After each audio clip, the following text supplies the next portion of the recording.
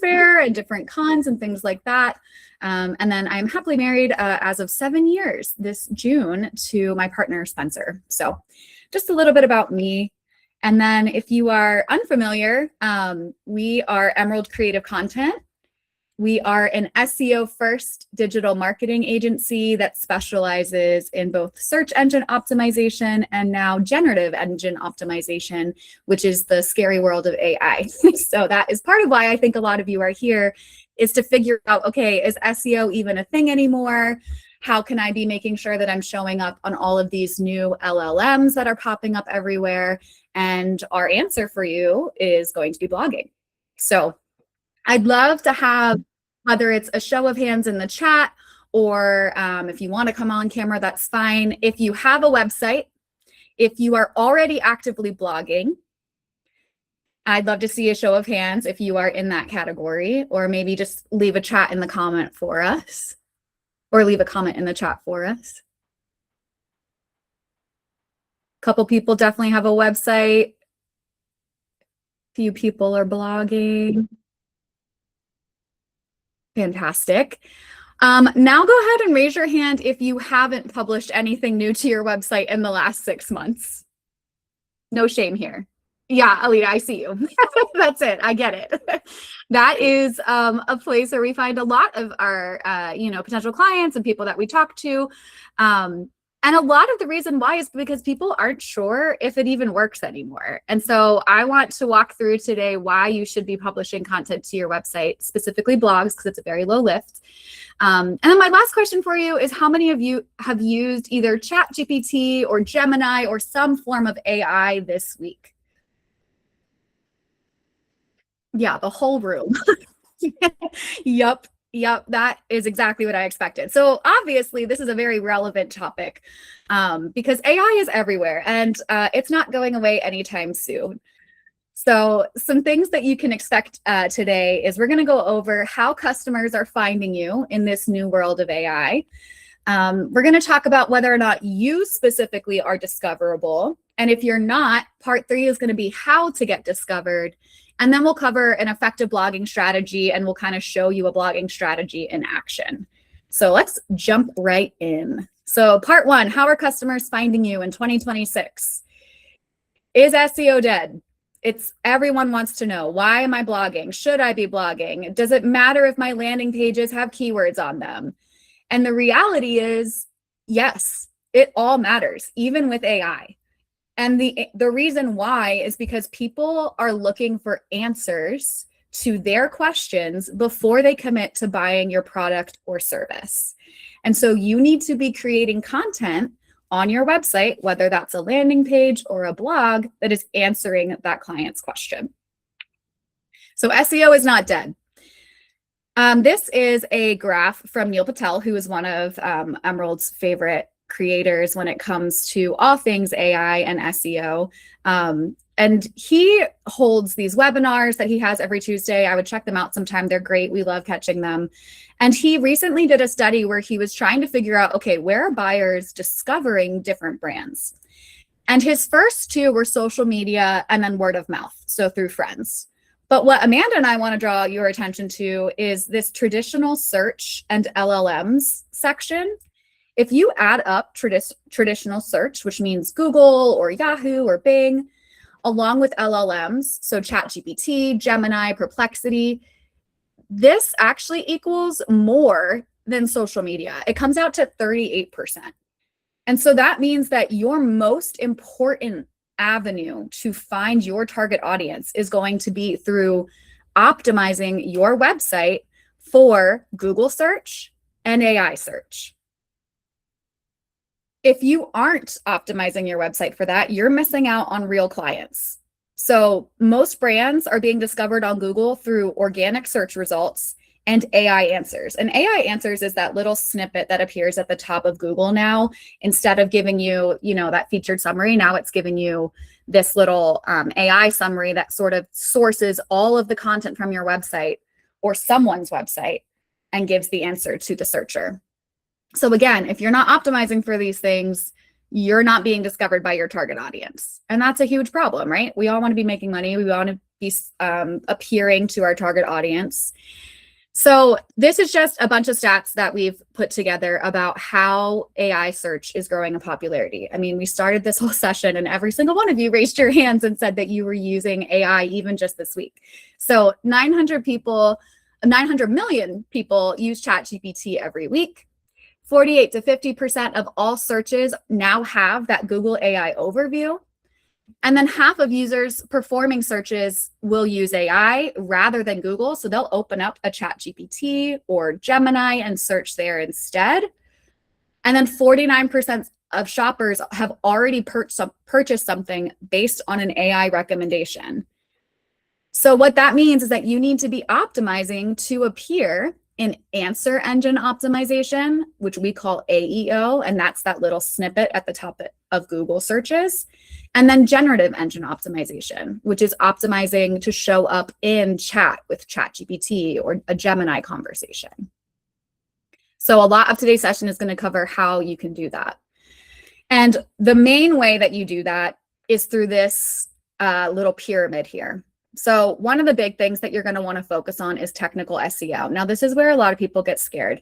And I'm here to tell you that you don't need to be scared because you can book a free audit with us and Team Emerald will look at your website and let you know if it's technically sound or not. So feel free to do that. Head over to our website. We have a little link for a free SEO audit, and there'll also be one at the end of this presentation. But the good news is the next largest foundation for making sure that you show up in search for AI models is through content creation, i.e. blogging, which is what we're spending this whole session talking about. So it is easier than you would think to start showing up in these searches just by creating helpful content. So what does helpful content mean? One of the things that we are learning is that people are shifting away from the quick searches they were doing before, like shoes, one word, to what are the best running shoes for a 35-year-old. And they're now talking to their phone. They're putting 6 or more words into ChatGPT or into Google. And the good news for you is that's a blogging topic right there. And so search is changing. Where people are asking these full out questions and very specific questions, we are now queued up with an ability to answer those questions thoroughly and become the top choice. So let's do an activity before we get into the nitty gritty of a blogging strategy. I want to know if your business is currently discoverable by AI. So what I'm going to have you do is to think through for a second. People can't buy from your business if they can't find it. It doesn't matter if you're the best in the business. It doesn't matter how many years you've been in the business. If your ideal customer can't find you, someone else is going to get the opportunity. So what I want you to do is I want you to think about how you think your target audience is finding you. So I'm going to use Bumble's Backyard as an example because I'm a bit familiar with their business. They are a really cute doggy daycare, which is fantastic. And I want you to think, okay, what would someone look up to find you? Maybe they're typing in doggy daycare, or maybe they're typing in dog park for adults with dogs. I want you to think about what that phrase is for you.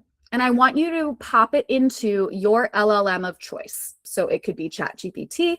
It could be Gemini, it could be Perplexity. If you use, though, this is a caveat, if you use AI a lot for your business, open up an incognito tab for this activity because it may be skewed if it's already familiar with your brand to want to recommend your brand. So just make sure you're at an incognito tab so it doesn't recognize that it's you. So go ahead and take about 30 seconds to pop your question into ChatGPT or Gemini. And then when you're ready, I'd love to have someone in the chat let me know when you're done. So once you put it in there, go ahead and say done in the chat for me.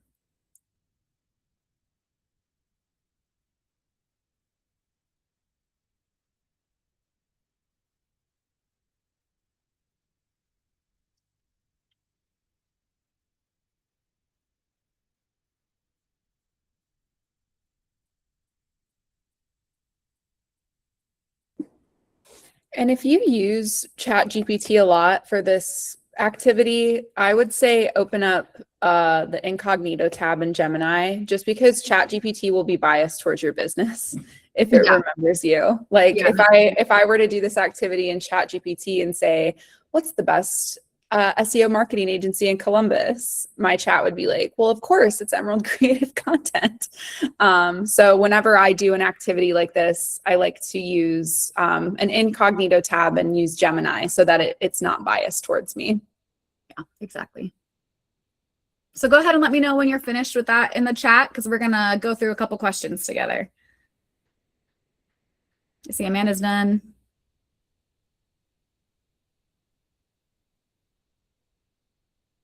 Rosita's finished. Thanks, Alan.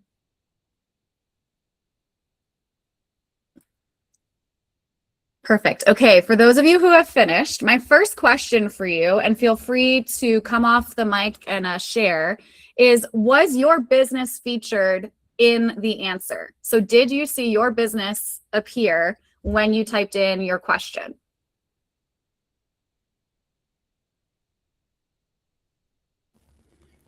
Our agency was not listed in my question.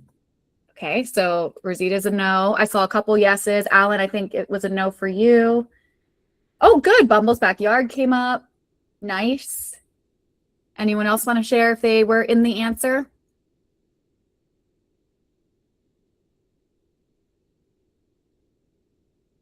If you were not in the answer, do you recognize who was? Was it a competitor that you're familiar with? Yep, Alan recognized his competition. Oh, Alita's client showed up in the answer. That's interesting.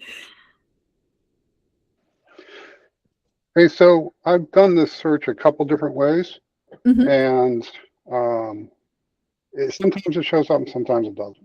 So just kind of depends my keywords I'm using. Yeah, I was going to say, do you use the same question every time, or do you kind of change up the question? No, I'm changing it up. Yep, so, then that makes perfect sense to me, because it depends on what that website is optimized for. So good call out. We'll talk about that in a little bit here. If you did not show up for whatever you typed in, I want you to ask the AI why they did not show your business. So literally say, why did you not show Bumble's Backyard for this search? Even though I know Bumble's, you did show up, but go ahead and ask why. And then if you're comfortable, I'd love for you to share. So I missed the assignment. I didn't do the AI. I was just using incognito Google searches. Okay. So, all right, I'll get to Gemini and see what I can find. Perfect. Yeah, Kristen, that's a good call out. If you know that you haven't been using specific keywords, that's probably why you didn't show up. Something interesting that I noticed was that, so like we did pop up on the search I put into ChatGPT, and the link that it referenced for us was a blog post written by Experience Columbus. So like, you know, obviously those blog posts are really helpful. Yes, they are. And we're going to talk about third-party reviews too in this. But yes, that's awesome that you showed up in a third-party blog about your company. That's so great. Does anyone else want to share what the answer chat gave you or Gemini gave you if you asked it why you didn't show up? I will. Interesting. Hi, this is Michelle. Because I did this for Brand Sway, and the part of the problem was the James Franklin group focused on the coach, James Franklin. But interesting, this time it says the reason it wasn't in earlier response wasn't because it wasn't qualified. It was an omission on my part. My earlier search surfaced organizations with stronger general local search prominence. Gives a couple of examples, both of which I'm familiar with. And then it says, and I failed to include another relevant provider that directly specializes in coaching women leaders. I should have included it. So if the lists were updated today and it shows me in the list, nice. That's kind of a doo-doo. I don't know. So what you just called out was something I was hoping someone would call out. Particularly, did you use chat or did you use Gemini? chat. Yeah. ChatGPT is such a flattery, like Oh. it loves to hype you up. And so it'll always be like, oh my gosh, I totally should have thought of you. My bad. But what it's the important part of its answer was it was saying, hey, we prioritized local people, which should be a signal to you. Oh, I need to mention that I'm in Upper Arlington, Ohio more often and that I service these areas. So there are tidbits to be gleaned, even though it will flatter you at first and act like you're an obvious choice. So you do kind of have to look around the flattery of ChatGPT. But okay. Excellent work, team. I want you to keep all of that in mind as we head into the next part of our presentation here, where we talk about how are you going to get discovered, particularly if you did not show up for the question that you asked Chat or Gemini just now. So it's blogging, which is no surprise. This whole webinar is literally called blogging. So I'm not here to shock you into news you didn't already suspect. Blogging increases the number of ways that people can discover your business, and not just people, but also AI. This is a case study that we did for a client of ours called Kalamazoo Candle Company. And after publishing 4 strategic blog posts every month for over 27 months, this client saw an organic traffic increase by 750%. Okay, what does that mean? That means that people typing in questions or specific scents of candles or how to take care of candles were all finding Kalamazoo Candle Company and then heading to their website. So they didn't even have to know the name of the company. They literally were able to type in questions like, what's the best candle maker? Or who has the best smelling candles? And then find this company. Their monthly visitors grew from less than 2,000 to over 17,000 every month, which means they were able to increase their conversions and they spent less on Google ads because their organic traffic was so high, they no longer needed to spend money to buy customers. So I show you this early on in this presentation just to let you know that everything that we are presenting today is stuff that we have tried and researched and honed in, and we know it works. We have the data to support that blogging is an incredibly effective way to not only show up in Google search, but to also show up in AI. So blogging helps customers find you because it helps you answer questions that real customers have. When Google and AI tries to answer a question that a customer might ask, they are scouring the internet, the content on the internet, looking for the best answer. So every page on your website is an opportunity for you to be found answering a question. So a 5-page website is going to have 5 opportunities. A website with 100 helpful blog posts has hundreds, if not thousands, of opportunities to appear. And the reason I say thousands of opportunities is because you can have multiple keywords or answer multiple questions, within a blog. So that's just providing you multiple, like one blog can provide you multiple opportunities to be found based on whatever the topic is. So every blog post expands your digital footprint and creates another pathway back to your business. I want to pause here and say, why am I talking about blogging and not just landing pages? And the answer is that landing pages are harder to build. They often require a web developer, some sort of design experience, a little bit more strategy, as in where a blog is just you as the expert speaking on the product or service and knowledge that you have and providing that to the world. And oftentimes it's incredibly easy to publish on your website without any help from a developer or someone with website experience. So that's why we're presenting blogging as this answer. Landing pages are also very effective, but blogging tends to be the cheapest and fastest return on investment because you're not having to worry about working with a developer or doing any sort of design. So just want to call that out here. Your customers are already giving you blog ideas. So similar to how I had each of you go into your LLM of choice and ask it a question, it's really important that you sit for a second and think about what are the questions that your clients are asking every week? What are they asking before they would buy your product? What myths or misconceptions are out there about your industry that they hear and engage with?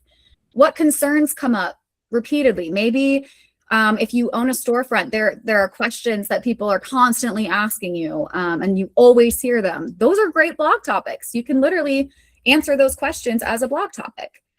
And the great news about that is if they're asking it in person or, in their heads, good chances are they're also typing it into Google or AI to get an answer. So we want to make sure that your answer comes up. So that brings me to the effective blogging strategy. Actually, before we do that, I want to take a second, and I would love, again, if you're able to think of a question that your target audience might ask Google or ChatGPT. And I want you to I want you to do both, actually. I want you to share it in the chat. So go ahead and type out a question that your ideal customer would ask. And then I also just want you to keep it somewhere near you, whether it's a sticky note or a piece of paper, and hold on to it for the rest of this presentation. So go ahead and put a question that a client might ask into the chat. And I'm going to do this too.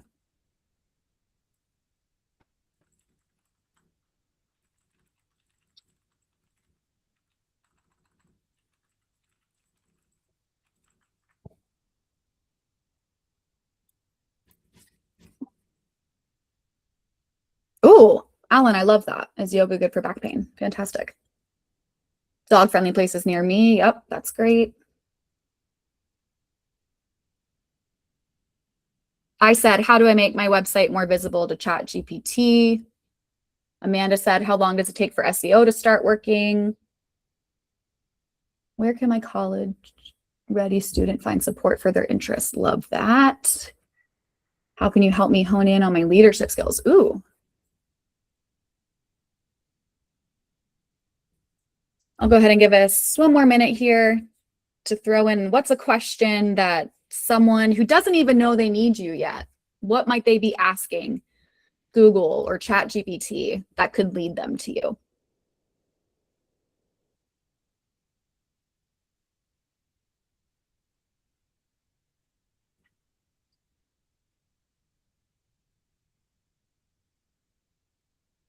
You can take 30 more seconds.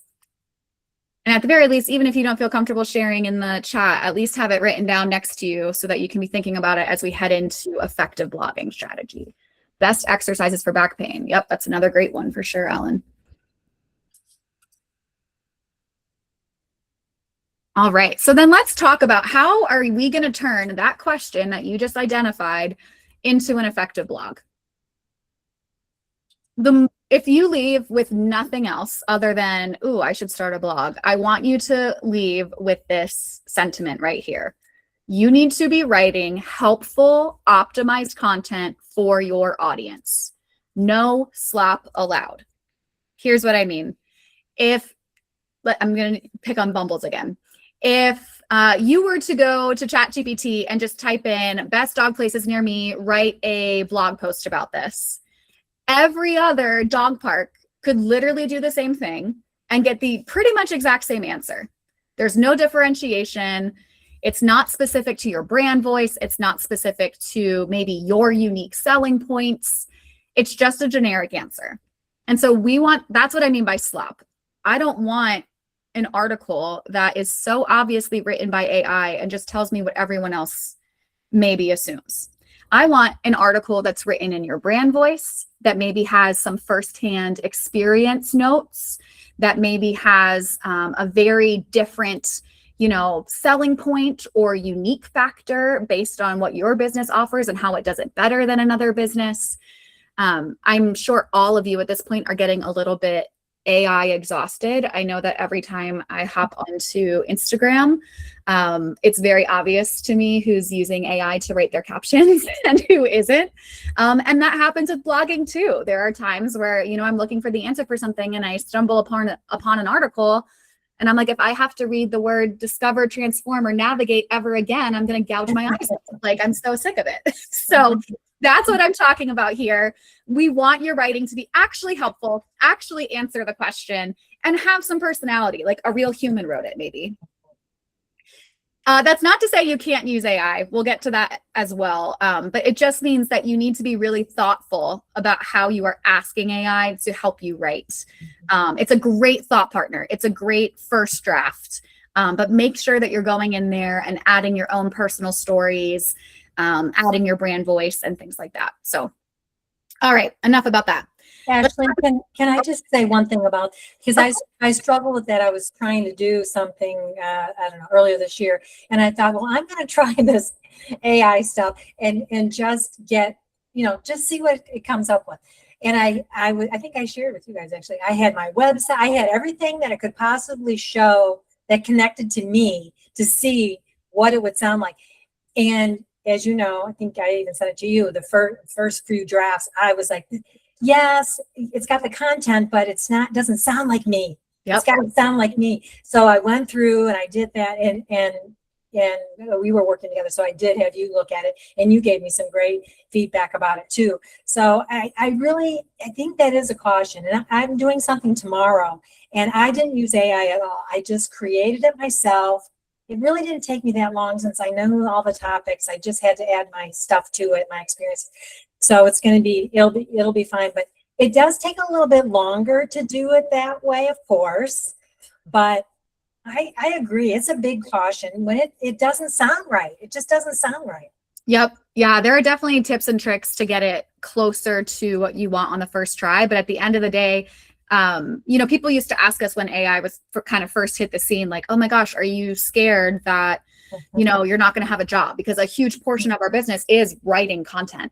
And I remember Amanda and I laughing, being like, no, because have you read AI? Like, nothing is going to replace the human edit and the clever turn of phrase that we have just by living life and experiencing, things firsthand. So it is a great tool. I will say, as someone we do churn out a lot of content. It's a great starting point. It's a great thought partner. And most importantly, it's a great research tool. If you are writing, a more in-depth article, like Alan, you pointed out, exercises for back pain, or can yoga treat chronic pain? You might want to source some studies on chronic pain, and Chat or Gemini can be a great resource to pull together a bunch of studies and things and give you the links to go check out.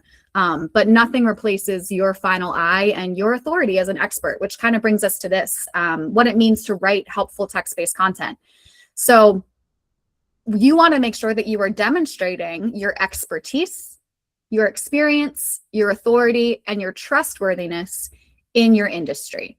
We call this EEAT, and it is something that Google and AI cares a lot about, because right now, anyone from anywhere can publish anything to the internet. And so you need to be proving that you are a reliable expert in the industry that you're in. And you do that through talking about firsthand experiences, by linking to accreditations that you might have, or maybe courses that you've taught, or testimonials from real clients. I think, Bumble's brought up that they appeared in this roundup of great dog parks, right? That's building authority. They didn't even publish that. Someone else said, hey, I know this brand and I trust them. That's huge for AI. So finding those ways to demonstrate your expertise, experience, authority, and trustworthiness is huge. You also want to make sure that you're not stuffing keywords or the question that you're answering in your content. So if you are using dog parks near me, you only want to see that like maybe 1% of your content. So don't have it in every single header. Don't have it every other sentence, right? Have it in your main title, maybe a couple times throughout, but you don't need to be stuffing your content with phrases that you would never use in real life just to try to make it have keywords or phrases that people are using. So you also want to make sure that your content can be shared and cited. And what that looks like is making sure that you have clear headers, making sure that you are referencing any research you've done on your own or research that you've done with colleagues, and just making sure that your work is worth reading. And now this is really cool. AI bots and Google's algorithm can now understand your unique positioning. So before, there was a little bit of a question of whether or not algorithms were able to pick up on like the differentiators of your business versus another business, and now they are. So make sure that you're putting like a little section in any of your blogs about like, you know, the Franklin Group difference, and like just explaining why your company does something better than anyone else.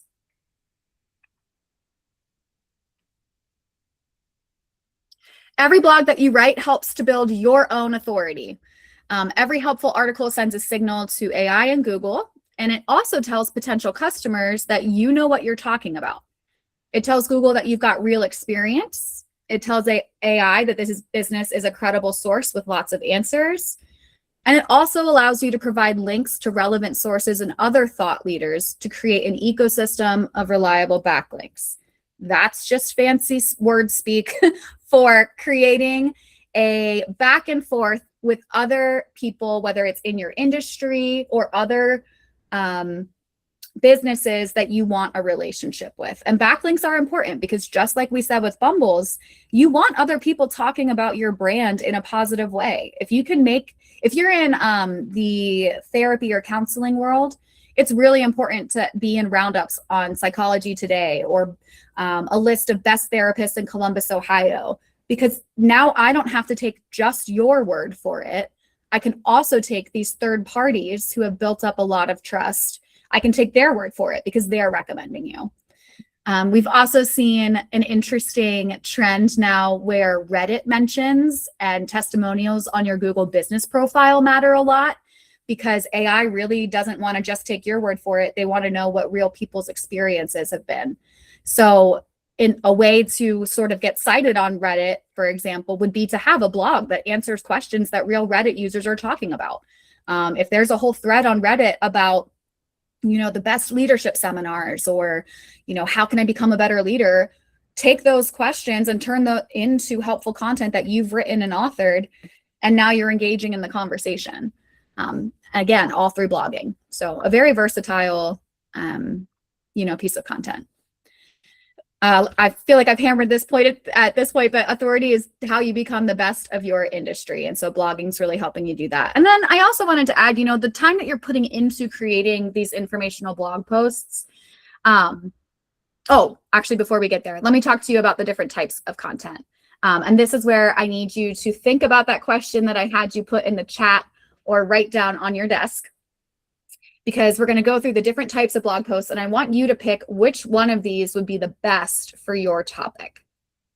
So there are different types of content, of blog content. There's original research, there's how-to guides, there's listicles. Listicles are where you're taking, just like, again, Bumbles, I'm really picking on you, but it was such a good example. The best dog parks in Columbus, Ohio, and you are listing all of the best dog parks, or you're listing all of the different best summer scents for candles, and you're listing out all the different scents.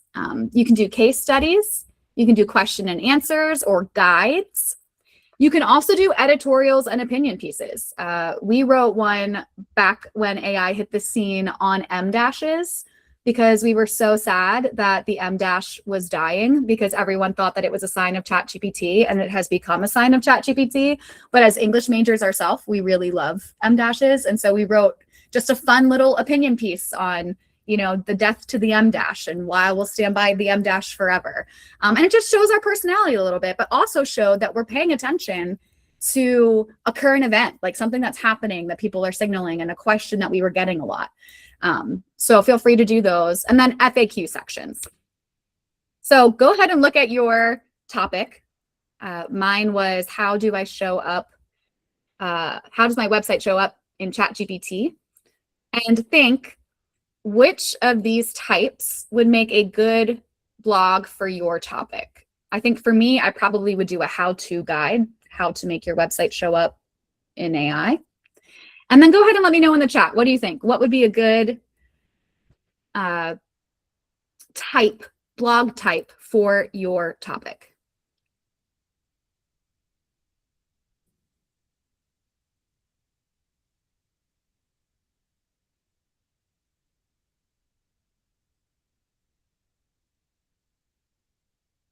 Oh, Kristen, I love what you said earlier. I didn't see that. That's awesome. And you're 100% Mike, but Alan saying a how-to. And was that for the topic on yoga? I believe you had a yoga topic. Oh yeah, is yoga good for back pain, or best exercises for back pain maybe could be a good how-to?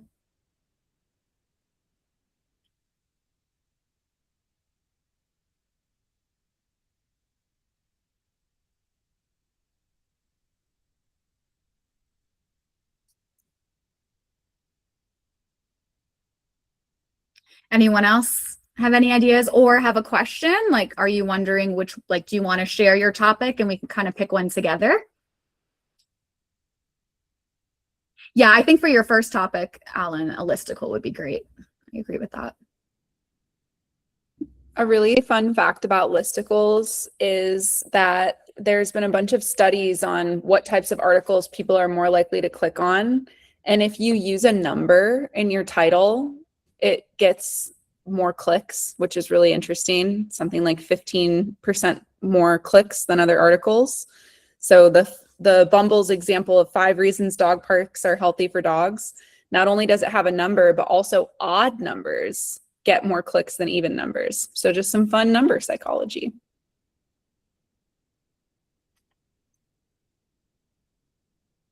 Yeah, and we've also seen, particularly for AI, it really likes cost guides.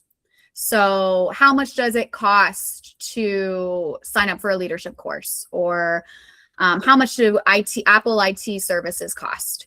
And then actually share the cost, which I know makes some business owners really scared, but that's the direction it's going. If you don't have a real cost, there are 2 things that can happen. One, real people can make up what your cost is and start putting it on Reddit and be like, oh, Michelle's too expensive, she charges whatever. And you're like, where did they even find that?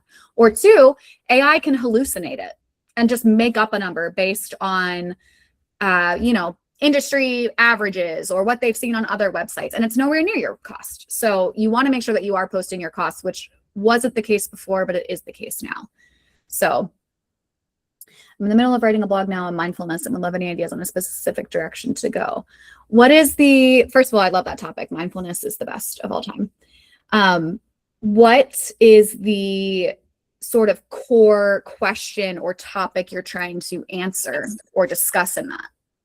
That's a good question. I lead a like a support group for caregivers of neurodivergent and disabled children, and our most recent topic, like worksheet that we made, was on the topic. So I was trying to like do, get bang for my buck and like have the topic that we did and then do a blog post on it. So I mean, I could go like skills route, like how to, or I don't know. I mean, I guess that might be the easiest to pull from the worksheets, but I don't know if that's overdone. I just get in my head too much about it. Yeah. And I really appreciate your vulnerability there too, because something that is hard is that concept of like, everyone's writing about this, or I see this all over the place. That might be true. It doesn't mean that you shouldn't have content on that topic though, because everyone else does. And so they have an opportunity to be cited, but you don't. And you bring a different perspective. Like your approach to it might be different, or you might have a unique story to go with it. So don't let that scare you. I also think in addition to how-tos, another really neat listicle idea is benefits. So how mindfulness restores peace for caregivers, or 5 benefits of mindfulness for stressed out moms. So finding, it doesn't always have to be a how-to, and you could also do multiple topics on like multiple subtopics on the main topic of mindfulness, right? You could do benefits, you could do how to practice it, you could do specifics for different age groups. Does that kind of help? No, yeah, that was great. I like that. Like kind of direction, or I guess core thought to that. That's great. Yeah, fantastic. Great. Anyone else before I move on want to share any questions? We will have a FAQ at the end, but great. Thanks for your engagement with that, everyone.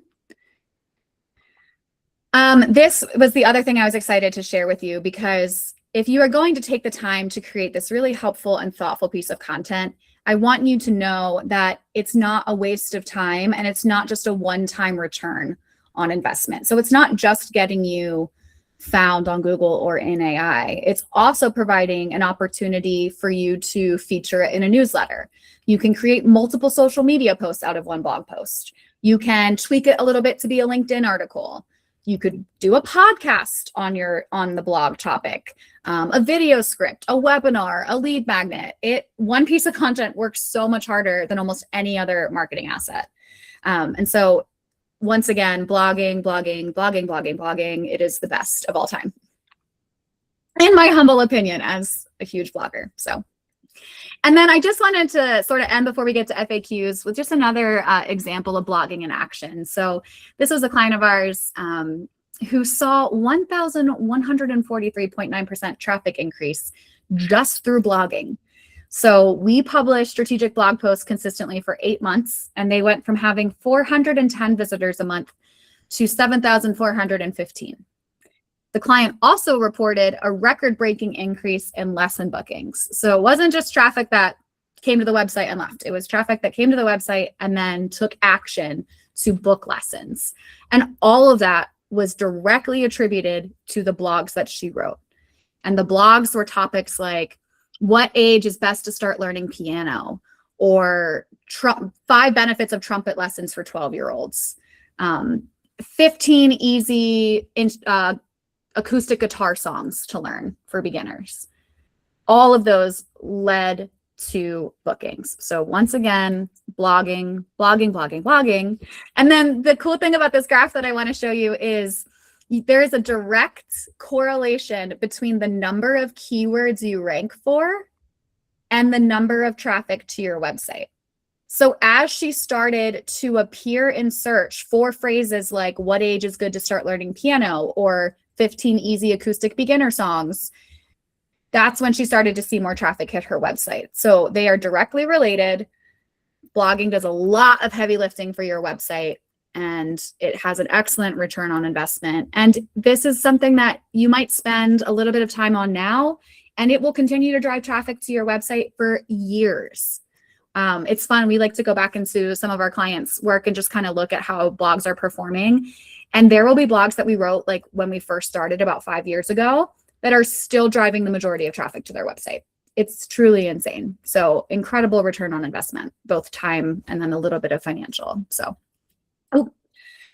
are there any specific questions? Do you want to talk through any of your blog topics? I open the floor to you before we close out. Any insight on the frequency of blogs being posted or how many to do like on a weekly or monthly basis? Yes, thanks for asking. That's a great question. So there's different degrees of how aggressive you want to be in your SEO or GEO strategy. So the short answer is posting something is always better than posting nothing. So even if it's just one piece of content, good for you, you did it. Our recommendation though would be at least 2 pieces of content each month. And our most success that we've seen is by publishing 4 a month. For some people, that looks like publishing 1 a week. For others, it looks like publishing 4 at the end of each month. There's not a huge difference in success on that for you. So if you'd rather batch your content and then post them all at once, that's fine. But because of the sheer volume of content out there, we would recommend 2 pieces for more of a like sustained growth and then 4 pieces for aggressive. So, I mean, I don't know if there's anything you'd want to add to that, but that's what our research and experience has sort of taught us.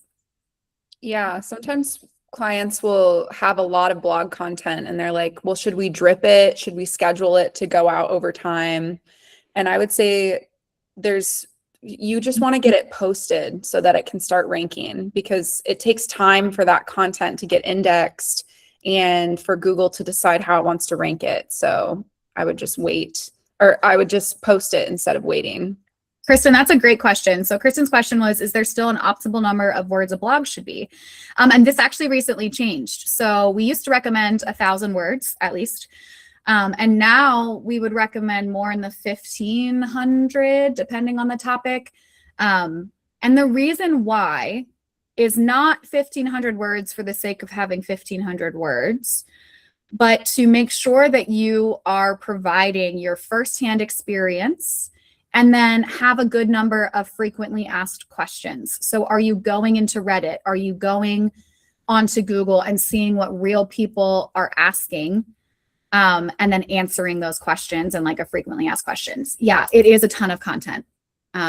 Fear not, Team Emerald will write it for you if you want. We'll get to that on the next slide. But yeah, it is. It's a lot of content. And the reason why is because it takes a lot to prove to real people and to Google's algorithm and AI that you are a trustworthy source that actually has a real answer worth sharing. And in a world where everyone can post anything, it takes a lot to prove that you are the expert. So something to think about is like posting less, but the quality of the content is higher is better than posting a bunch of sloppy content. So definitely quality over quantity is good. The other thing, if 1,500 words sounds intimidating, is start with 500, get it posted. And then you can always go back and you can add on to old articles. You can update it with additional sections and additional frequently asked questions over time until you get it to the link that feels good. So there's a few ways to tackle it if that feels overwhelming. Hey, do you guys know where that 1,500 word mark came from?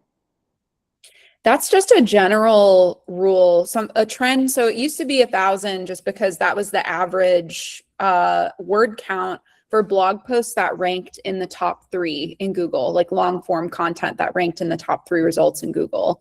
Now, what we're seeing in different studies from Neil Patel's agency and some other like marketing agencies that perform this type of research is that the average word count has slowly over time increased.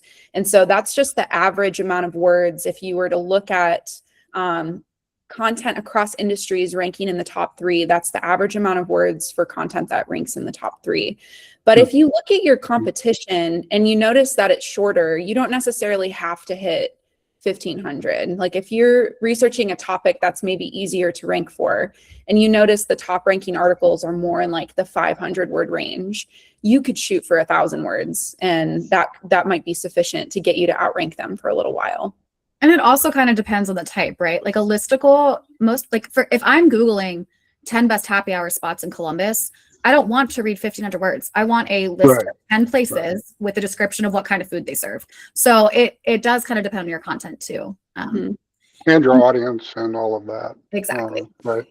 Okay, and then the other question I have, what's, in your experience, the average length of time to see any kind of measurable results?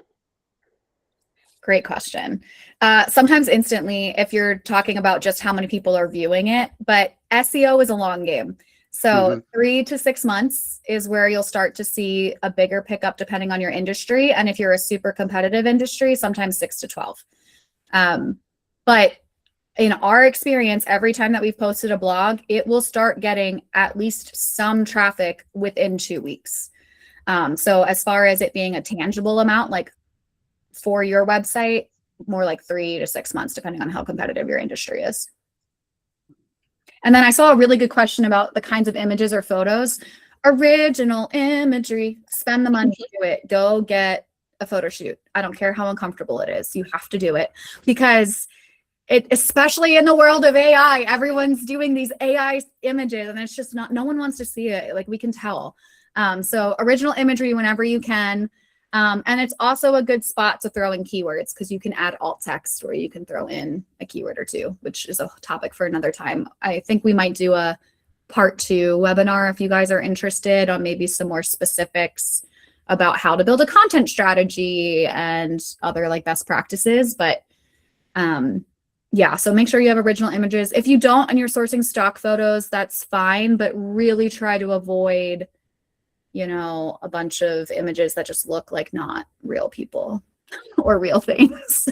The other thing about images is original imagery can rank on its own. If you Google a topic, you'll notice there's a bunch of different tabs. So there's like all the results, but then there's images, there's videos, there's shopping, there's a bunch of different tabs. So adding original imagery on your website gives you the opportunity, even if that blog for some reason can't rank in the top 3, maybe it's a competitive topic, you have a really good original graphic or a really good original image. Sometimes that image can rank on its own.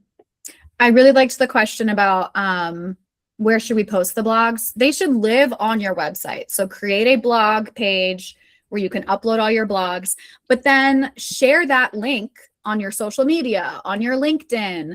Like I said, turn it into a podcast if you want to. You can utilize those other buckets of your marketing strategy, like social media, to share that you've written it and ask people to go check it out. But you want it to live on your website because that's how it's helping drive traffic to your website, which signals to people and the algorithm that, oh, people are really checking out this website. I should feature it more. So it all kind of works together. Great questions. Anything else? Did we answer the question that Stephanie asked about where to put references to other media? Did I miss that? I thought the question was where to post your blog, but yeah, if you're referencing other sites, you can link to that in your blog posts. And if you have someone come to you, like a magazine, like we had a client that was just featured in Architectural Digest, you can ask them to share the link of their published article, and then you can post about it on your website as well. You wouldn't want to post like the full article, but you can post like a snippet and say, read the rest here. Yeah. Hey, what KPIs do you guys measure? Or what are the most important ones that you guys look at? Yeah. So if you are just starting a blogging strategy, the first thing you'll want to do is make sure that Google Analytics and Google Search Console are connected. You don't have to pay for a measurement tool because both of those tools are really reliable. They're created by Google and they're free. So that would be the first thing. Within those two tools for Google Analytics, that measures what users are doing on your website. So we like to measure traffic acquisition, like how much traffic is coming to the site is a great vanity metric to start with.